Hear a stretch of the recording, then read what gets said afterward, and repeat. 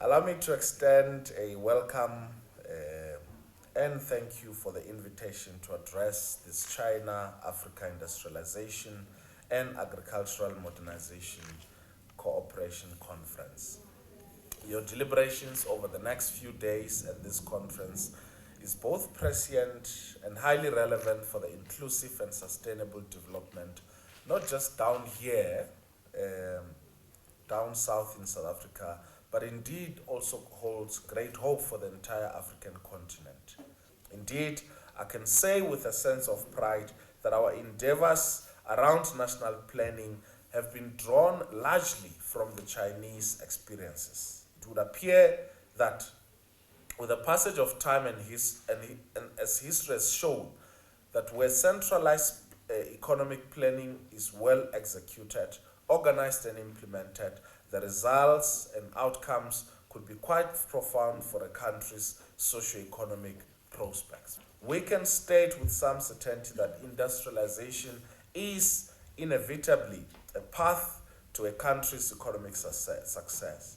China has gone through a hard and torturous journey of industrialization for the past century and a half, and for us, it is major lessons to learn.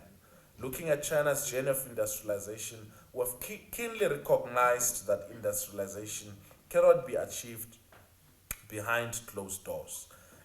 Industrialization in the age of economic globalization requires that we take full advantage of both domestic and international markets and both home and overseas resources, but our comparative advantages to the best use and realize the global allocation of resources. What is more, we should draw on as much as possible the experiences of the advanced countries and choose an industrialization path suited to our national features and conditions. Inclusive and interconnected development, industrialization, infrastructure rollout, increased intra-Africa trade, and curbing illicit financial flows remain crucial goals for the development of the continent as stipulated in Agenda 2063.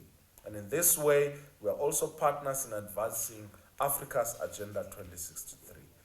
To encourage growth and investment, the South African government has established Invest SA, a one-stop shop investment center which is coordinated by an interministerial committee and chaired by His Excellency President Jacob Zuma.